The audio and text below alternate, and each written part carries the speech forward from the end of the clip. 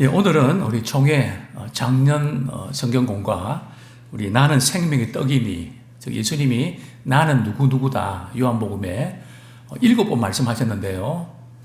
이렇게 그때그때마다 이렇게 한 나는 뭐 생명의 떡이다, 나는 부활이다, 부활이요 생명이다 이렇게 할 때 그 예수님이 누구신지에 대해서 이제 두가를 하리해서 14가까지 됐는데요. 금요일마다 저희들이 신앙 강좌를 하게 됩니다. 그래서 특별한 주제, 실질적인 그런 주제를 가지고 주로 이제 좀 강의식으로 조금 더 깊이 있게 다루는 시간인데요. 저희들이 처음에는 이제 우리 작년 공과를 중심으로 지금 11번째 시간을 갖고 있습니다. 자, 먼저 우리 여는 이야기 보면 제가 목회하면서 가장 슬펐던 시간이 있었습니다. 어느 날 아침인데 제가 꿈을 꿨던 것 같습니다. 사실은 뭐 제가 꿈 이야기는 별로 안 하는데 그런데 이상한 꿈이었습니다. 제가 이제 이렇게 장례식을 인도하면 주로 설교를 하지 운구를 할 일은 별로 없거든요. 그죠? 근데 어떤 권사님의 제가 장례식에서 제가 운구를 하고 있는 겁니다. 참 희한하다. 그래 아침에 눈을 떴는데요. 전화가 왔습니다. 아무 계시죠? 예, 그렇습니다. 목사님이 다니는 교회에 어떤 성도님 한 분이 새벽 기도를 마치고 돌아가시다가 아마 우리 남자분이 길거리에서 방뇨를 한 것 같아요. 그런데 이 권사님이 조금 그냥 지나가면서 말이죠. 한마디 툭 패댔거든. 근데 새벽에 말이죠. 이렇게 뱉으면 소리가 잘 전해집니다. 근데 술 취한 사람이 말이죠. 되돌아와서 밟았는데 장이 파열돼서 돌아가셨다는 소식입니다. 저는 그 전날, 그 전주죠. 그 권사님이 제게 네일을 한 벌 선물을 이렇게 해주시면서 목사님, 우리 딸이 좋은 직장에 이제 가게 됐는데 목사님 저희들 그동안 기도해 주셔서 감사합니다. 네일을 선물했는데 받아주십시오. 참 그 귀한 선물을 이제 받고 그런데 이제 그 주위에 그런 일이 일어났던 거죠. 그죠? 그리고 그 꿈에 있었던 그대로 제가 운구를 하지 않으면 안 되는 상황이 벌어졌죠. 그리고 이제 마지막 이렇게 산소에 가서 마지막 이렇게 취토를 한다 그러죠. 근데 그 아들이 서울공대 서울대에 이제 섬유학과를 나왔는데 어머니 고생 많이 하셨다고 이제 내가 좋은 직장 가서 호강시켜 드린다고 그 아들이 말이죠. 그 무덤을 통곡하면서 우는 지금 가시면 어떡하냐고. 어머님께 효도해 드리고 잘해 드렸는데 지금 가시면 어떡하냐고. 그냥 절규하는 그 장면이 문득 생각이 납니다. 참 죽음 앞에서 어떻게 할 수 없는 오늘 본문에 보면 나사로의 죽음 때문에 마리아와 마르다가 슬퍼하는 그런 장면이 나오는데 첫 번째 시간에는 이제 마르다와 이야기를 하고요.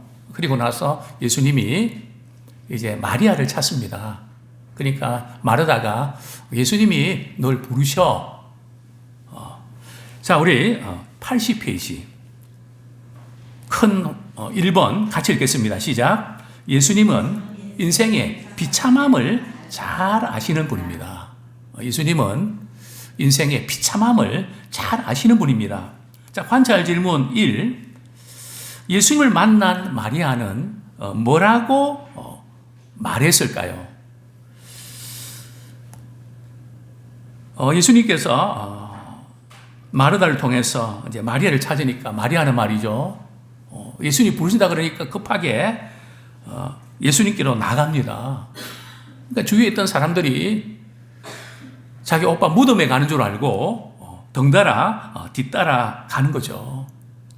참 이 마리아가 이렇게 막 급하게 하는 걸 봐서 마리아는 예수님을 많이 기다리고 있음을 보게 되죠. 또 마리아는 예수님 앞에 나와서 무슨 말을 할까요? 마르다와 똑같은 그런 심정을 이야기하죠. 32절에 보면 어떤 이야기입니까? 주께서 여기 계셨더라면 내 오라비가 죽지 아니하겠나이다. 아니하였겠나이다. 제발 예수님 좀 일찍 오시지. 왜 지금 오셔서? 이런 상황 끝났는데. 참 이 마리아의 그 섭섭함이 묻어 있는 거죠. 그 안타까움이 묻어 있는 거죠. 얼마나 예수님 의지하고 예수님이 오셨더라면 고치셨을 텐데 아마 그 말로 다 할 수 없는 그런 아픔과 섭섭함이 이렇게 있었던 것입니다. 자, 이 이야기를 듣고 말이죠. 유대인들이 함께 눈물을 흘립니다. 참 나사로의 죽음 앞에서 아무것도 할 수 없는 인간의 무능과 절망, 그리고 역력히 보여줍니다. 자, 질문 2. 두 번째 문단에 바뀔 때 이제 질문의 답이 나오는데요. 자, 관찰 질문 2. 예수님께서 눈물을 흘리시는 것을 본 두 부류의 사람들은 어떻게 반응했습니까? 예수님도 눈물을 흘리셨거든요. 우리 요한복음 11장 35절 보면 예수께서 눈물을 흘리시더라. 예수님은 왜 눈물을 흘리셨을까요? 자, 오늘 본문에 보면 예수님께 이렇게 말씀하시죠. 33절에 보면 예수께서 그가 우는 것과 또 함께 온 유대인이 우는 것을 보시고 심령에 비통히 여기시고 불쌍히 여기세요. 그는 누굴까요? 마리아죠. 그래서 사실은 우리 성경 번역할 때에 우리 영어를 번역하고 이럴 때에 그가 하면 남자 같잖아요.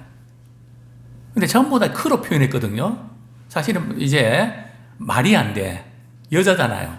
그럼 그녀. 그죠? 근데 성경은 이제 그라고 이제 보통 번역을 거의 다 그렇게 했거든요. 어쨌든 마리아가 우는 것 보고 또 그 지켜보던 유대인들도 같이 울고 말이죠. 그때 예수님은 그 광경을 보시면서 어떻게 하셨다고요? 심령에 비통히 여기시고 불쌍히 여기사. 여기서 비통히 여기셨다는 뜻이 뭘까요? 자, 81페이지 우리 셋째 줄에 보면 심령에 비통히 여기있다는 말씀은 분노하셨다, 화가 나셨다는 뜻입니다. 뭐 때문에 분노하고 화가 나셨을까요? 죽음을 초래한 인간의 죄와 사람들을 비참하고 불행하게 만든 사탄의 악을 보시고 분노하신 것입니다. 왜 죽음이 왔습니까? 죄 때문에. 사단의 미혹에 빠져서 죄로 인해서 무너졌던, 그래서 슬픔과 비극이 찾아왔던 그 자체에 대해서 우리 주님은 비통히 여기셨죠. 또 뿐만 아니라 마리아와 마르다도 예수님을 따른다고 했지만 자기 오빠의 그 죽음 앞에서 예수님을 믿지 못하는, 참 예수님을 그렇게 따랐던 그들조차도 예수님을 믿지 못하는 영적인 그런 무지, 불신앙에 대해서 이제 분노하신 거죠. 자, 뿐만 아니라 이 때문에 또 예수님이 이제 우셨는데요. 죽은 나사로뿐만 아니라 죄와 그 길간 죽음을 벗어나지 못하는 인생들의 비참함. 그죠? 참 목회하면서 우리 성도들이 살아가는 삶의 현장들이 정말 가슴 아픈. 뭐 제가 그런 표현을 썼습니다. 피를 토할 것 같은, 그죠? 성도들의 그 사정과 아픔, 그죠? 뭐 그냥 목에 핏발이 쓸 것 같은 그 안타까움. 그것이 바로 죄로 인해서 찾아온 비참함. 그것을 보시고 우셨다는 거죠. 자, 이제 예수님이 우시는 그 장면을 보고 말이죠. 두 부류의 반응이 나타납니다. 어떤 부류입니까? 36절에 보면 말이죠. 이에 유대인들이 말하되 보라, 그를 얼마나 사랑하셨는가. 예수님이 나사로를 진짜 많이 사랑하셨구나. 그 좋게 보는 부류가 있었는가 하면 또 다른 한 부류는요, 이렇게 말을 하죠. 36절에 보면 맹인의 눈을 뜨게 한 이 사람이 그 사람은 죽지 않게 할 수 없었더냐? 조롱하는. 그래서 항상 그때나 지금이나 두 부류가 나타납니다. 말씀의 은혜를 받는 사람이 있는가 하면 말씀을 믿지 못할 때, 받아들이지 못할 때 거부하고 마음을 닫아버리는 이 두 부류는 언제든지 있습니다. 자, 두 번째 같이 큰 활자 읽겠습니다. 시작. 예수님은 죽은 자를 살리시는 능력의 하나님이십니다. 자, 관찰 질문 3번. 예수님이 나사로가 있는 무덤에 돌을 옮기라고 했을 때 마르다는 어떤 반응을 보였습니까? 그리고 예수님은 뭐라고 대답하셨습니까? 만약 우리가 말이죠, 이제 죽은 지 나흘이 돼서 시체에서 냄새가 나는 이제 그런 상황인데 예수님이 말이죠, 돌을 옮겨 놓으라고 할 때 우리 같으면 이렇게 표현하지 않았을까요? 역시 아마 똑같이 그런 반응을 보였을 겁니다. 예수님이 이렇게 눈물을 흘리시고 또다시 말이죠, 비통히 여기셨습니다. 자신을 믿지 못하고 맹인의 눈을 뜨게 한 이분이 죽지 않게 하면 됐을 텐데 왜 그걸 못하냐? 믿지 못함을 바라보면서 비통히 여기는. 자, 여기서 우리가 좀 기억이 될 것은 말이죠, 주님이 우리에게 원하시는 것은 우리가 무엇도 잘하고 그게 아니고요, 예수님을 믿는 것입니다. 우리는 살아가면서 삶의 현장에서 크고 작은 일들 당하면서 나는 할 수 없지만, 상황은 어렵지만 이제는 끝난 것 같은데 이제 바로 그 시점에서 우리는 주님에 대한 믿음이 있는가요? 내 믿음이 어디 있느냐? 우리 역시 참 믿음 없음을 우리 고백하는 순간이 많이 있는데요. 자, 이제 죽은 지 나흘이 됐다고 하는 이런 마르다의 이야기에 대해서 말이죠, 예수님은 뭐라고 이렇게 말씀하셨을까요? 자, 우리 40절 말씀, 내가 믿으면 하나님의 영광을 보게 되리라고 내가 말하지 않았느냐? 내가 믿으면 하나님의 영광을 보리라고 말하지 않았느냐? 물론 마르다는 마지막 날 예수님이 부활하실 것을, 나사로가 부활할 것을 믿었거든요. 그러나 지금 무덤이 있는데, 이제 끝났는데, 그러나 예수님께서 믿으면 하나님의 영광을 보게 된다고 말씀하지 않았느냐? 지금 이 순간에도 예수님이 계시면 죽은 자를 살리시는 부활의 주님이심을 깨닫게 해주시고 하신 것이죠. 그리고 죽은 나사로를 살리는 것이 곧 하나님의 영광을 위한 일이다. 그러니까 우리는 여기서 우리가 좀 알 수 있는 것은 말이죠, 우리는 문제를 해결해 달라고만 늘 크게 다 초점 맞추는 경향이 있는데, 또 우리가 문제를 해결한 받았을 때는 말이죠, 문제가 해결됐구나 끝나는 것이 아니라 그것을 통해서 어떻게 해요? 하나님께 영광 돌리는 기회로 삼아야 됩니다. 제가 늘 말씀을 드리죠. 어렵고 힘들 때 기도 부탁합니다. 기도 응답 받았습니다. 그러면 그걸 서로 나누고 주님께 영광 돌려드려야 되잖아요. 근데 가만히 있습니다. 그걸 끝납니다. 아닙니다. 제가 어떤 때는 제가 간증하고 또 어려운 가운데 이렇게 또 여러 번 반복하는 그런 부분이 있는데요. 그 이유는 뭐 다른 것도 있지만 주님, 이 일을 통해서 주님이 살아계신 것을 증거하겠습니다. 주님의 이름을 높이겠습니다. 그래서 우리는 삶의 현장에서 일어난 일들을 때로는 우리 자녀들에게, 우리 손주들에게, 성도들에게 말이죠. 그래서 저는 그렇게 말씀드립니다.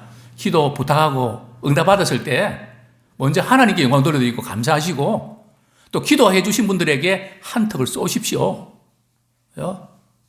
그것은 그만큼 가치를 두고 주님이 하신 일에 대해서 우리 함께 나누는 의미가 있다는 거죠. 자, 이제 예수님의 말씀을 듣고 결국은 마르다가 사람을 시켜서 말이죠. 동굴에 돌을 옮겨 놓습니다. 자, 관찰 질문 4번. 예수님이 죽은 나사로를 살리시기 전 어떤 기도를 드리셨습니까? 이런 기도 드리셨죠. 예수님은 우리 41절 42절 보면 이미 하나님 아버지께서 내 말을 들으셨으며 항상 내 말을 들으신 줄을 내가 알았다고 이렇게 감사 기도를 드리시죠. 이전에도 하나님께서 이렇게 내 말을 들으시고 또 항상 내 말씀을 들으신 줄을 나는 알았습니다. 이제 감사 기도를 드리죠. 그러면서 이렇게 예수님께서 이렇게 기도하시는 이유가 뭘까요? 그 이유는 42절에 보면 말이죠. 그러나 같이 읽겠습니다. 시작. 그러나 이 말씀 하옵는 것은 둘러선 무리를 위함이니 곧 아버지께서 나를 보내신 것을 그들로 믿게 하려 함입니다. 그죠? 참 예수님의 관심사는 나사로를 살리는 그 자체에 있는 것이 아니고요. 그것을 통해서 먼저는 하나님께 영광을 돌리는 기회로 삼고요. 또 두 번째는요. 둘러선 사람들을 예수님을 믿게 하는, 그래서 우리가 하나님의 은혜를 경험하고 또 기도 응답 경험할 때 우리는 그것을 통해서 주위에 있는 분들에게 살아계신 하나님을 증거하고 그래서 그것을 통해서 나도 예수 믿어야 되겠네? 바로 그런 기회로 삼기 원합니다. 자, 첫 번째로 예수님께서 나사로가 말이죠. 죽어간다는 소식을 듣고 이틀을 더 머물지 않습니까? 왜 머물렀을까요? 첫째는 예수님의 제자들이 말이죠. 믿게 하려고. 예수님은 나는 부활이요 생명이라는 사실을 믿게 하시려고. 그죠? 그래서 오히려 이틀을 더 이렇게 끌었던 것을 보게 되죠. 물론 마리아와 마르다를 위해서. 두 번째는 그렇죠. 제자들의 믿음을 위함이고 마르다의 믿음을 세워주기 위함이고 또 세 번째는 말이죠. 조문을 온 많은 사람들에게 그들 또한 예수님을 믿게 하려고, 하나님을 믿게 하려고. 그죠? 그래서 항상 우리는 어떤 사건을 보면서 그것을 통해서 주님이 어떻게 일하시기를 원하실까? 그것을 우리가 늘 염두에 두셔야 됩니다. 그리고 이 기도를 하신 후 주님은 큰 소리로 누구를 부르십니까? 나사로를 부릅니다. 전에 말씀드렸죠. 이름 안 부르면 다 나오니까. 그죠? 나사로가 나와라. 나사로 어떻게 나옵니까? 수위를 말이죠. 일기운 채로, 쌓인 채로 나옵니다. 그래서 동요맹거 풀어주라. 자, 여기서 이제 우리 83페이지 맨 밑에서 둘째 줄. 나사로의 죽음과 부활 사건을 통해서 여기서 사실 이 표현이 나사로가 다시 살아났다는 표현을 쓴 것은 뭐 틀린 것은 아닌데 부활이라는 단어를 쓴 것은 저는 별로 안 좋아합니다. 왜냐하면 다시 살아났다 나사로는 죽었잖아요. 부활의 첫 열매는 예수님밖에 안 계시거든요. 예수님 다시 오실 때 이제 우리가 다시 부활하지만 저는 나사로의 죽음과 살아나는 일을 통해서 앞으로 일어나게 될 예수님의 죽음과 부활을 보여주신 것입니다. 자, 세 번째로 큰 활짝 같이 읽겠습니다. 시작. 인간의 악한 생각과 행동조차 하나님의 뜻을 이룹니다. 인간의 악한 생각과 행동까지도 하나님의 뜻을 이루는 방편이 되기도 한다는 거죠. 그래서 우리는 좌절하거나 절망하지 않습니다. 관찰 질문 5번째, 예수님이 죽은 나사로를 살리신 이 사건을 보고 많은 유대인들은 어떤 반응을 보였습니까? 자, 나사로의 부활을 이렇게 목격하고 말이죠. 많은 유대인들이 예수님을 믿었습니다. 그렇지만 여기 45절은 말이죠. 그러나 그를 믿었으나, 벌써 믿었으나 하는 그 뉘앙스는 말이죠. 믿지 않는 사람도 있었다는 거죠. 그 사람들은 말이죠. 이 표적을 보고 누구에게 달려갑니까? 바리새인에게 달려가서 말이죠. 예수님이 죽은 나사로, 나흘이 됐던 무덤에서 이렇게 냄새가 나는 나사로를 말이죠. 살려냈다고. 이 이야기를 이렇게 하는 것입니다. 즉 예수님의 표적과 이 능력을 이렇게 목격하면서 사람들은 두 가지 반응이 나타나죠. 한 사람, 한 부류는 믿는 사람, 또 다른 한 부류는 불신하고 또 그것을 들은 바리새인들은 예수님을 죽이려고 하는, 이 나사로의 이 다시 살아난 사건을 통해서 이제 본격적으로 이제 예수님을 죽이려고 하죠. 왜 그랬을까요? 자, 우리 85페이지를 보겠습니다. 이 소식을 듣고 말이죠. 당시에 종교 지도자는 깜짝 놀랐죠. 이 그대로 두었다가는 다 예수님 믿겠다고 할 텐데, 이 그대로 두면 안 된다. 자, 47절 봅니다. 예수가 많은 표적을 행하니 우리가 어떻게 해야 되냐는 것이 그 산헤드린 공의의 의제였습니다. 그대로 두었다가는 어떻게 된다고요? 모두 예수를 믿게 될 것이고, 그렇기 때문에 로마 사람들이 유대 종교를 믿는 그 자유도 박탈하고요. 그러면 우리 민족을 이제 억압해서 우리는 더 힘든 상황으로 내몰릴 수 있다. 그러니까 당시 가야바 제사장이 말이죠. 대제사장이 하는 말이 예수님을 십자가에 죽여서 희생양으로 삼아서 우리 민족을 구해야 된다. 그죠? 자, 이 지금 악한 무리와 이 행동. 그죠? 그러나 하나님께서 말이죠. 이런 무리를 통해서 인간의 죄를 위해서 예수님 십자가에 죽으시고 다시 부활하셔서 인류를 구원하는 하나님의 놀라운 구원의 계획을 위해서, 완성을 위해서 이 부분까지도 사용하셨던 겁니다. 그렇습니다. 자, 우리 밑에서 5째 줄, 요한복음을 기록한 사도 요한은 그것이 하나님의 섭리 가운데 일어나게 될 십자가의 구속 사역임을 알려줍니다. 그죠? 자, 이런 모든 사건들, 그죠? 보면 예수님 억울하게 십자가에 죽으신 것 같지만 이 모든 것 가운데서 우리 하나님이 간섭하시는, 그죠? 참 일하시는 놀라운 그런 하나님의 섭리를 발견합니다.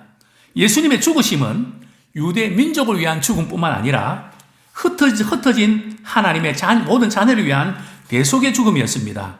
우리 뒷페이지 86페이지. 적용을 위한 질문. 우리는 주님의 영광을 위해 부름받은 사람들입니다. 죽음과 고통을 벗어날 수 없는 세상 속에서 우리가 하나님의 영광을 드러내기 위해 할 수 있는 일은 무엇입니까? 우리의 문제에만 사로잡혀서 이거 어떻게 해결해야 되냐, 하나님 도와주십시오. 물론 우리가 그 문제를 위해 기도해야 되죠. 그러나 이제 우리의 관심은 이 문제를 통해서 하나님께 영광 돌릴 수 있는 기회로 삼기 원합니다. 그렇죠? 때로는 고난과 아픔이 하나님께 영광 돌려, 하나님이 함께 하심으로, 살아계신 그분이 우리 가운데 역사하심으로 주님이 이 일을 하셨습니다. 그래서 우리의 관심은 하나님께 영광 돌리는 그 일에 쓰임받기 원합니다. 자, 두 번째로, 세상의 욕심에 눈이 어두워지면 주님의 영광을 가릴 수 있습니다. 당신을 유혹하고 있는 세상적인 욕심은 무엇입니까? 참, 우리 하나님의 영광을 위해서 살아가야 되는데 나의 어떤 것을 얻기 위해서 그냥 하나님을 끌어들이는, 지금도 저는 그분의 이야기가 눈에 생생합니다. 이런 간질병에 걸린 어떤 자매가 신학 공부를 하게 됐습니다. 교회를 섬기게 됐는데 한 번은 제게 목사님, 저는 슬픕니다. 왜요? 제가 이렇게 목회자가 되고 교육자가 되고 전도사님이 되어서 이렇게 교회를 섬기는데 하나님 앞에서 내 자신을 가만히 돌아보니까 저는 하나님께 쓰임받는 것이 아니라 하나님을 자꾸 이용하고 있는 것 같은 마음이 들어서 참 마음이 슬픕니다.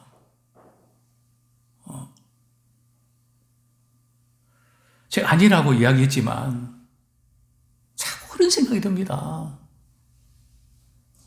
혹시 우리는 그렇진 않나요?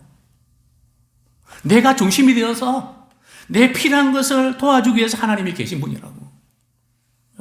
물론 우리가 처음 신앙의 초기 단계에 그럴 수 있습니다. 믿음이 약하니까요.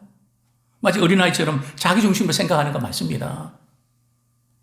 그러나 이제 신앙생활 오래 하고 그렇다면 이제는 내 중심이 아니라 그리스도 중심이 되어서 내 욕심이 아니라 때로는 내 욕심을 내려놓고 그것이 주님의 영광을 위한 길이라면 제가 기꺼이 내 자신이 어떤 것을 내어드리겠습니다. 주님 나를 통해서 영광의 도구로 써주십시오. 자, 우리의 관심이 바로 우리의 관심 어디 있는지 한번 돌아보기 원합니다. 우리 기도문 같이 읽고 말씀 뵙겠습니다. 시작. 절망적인 상황에서도 믿음이 흔들리지 않게 하셔서 주님처럼 하나님의 영광을 드러내는 자로 살게 하소서. 아멘.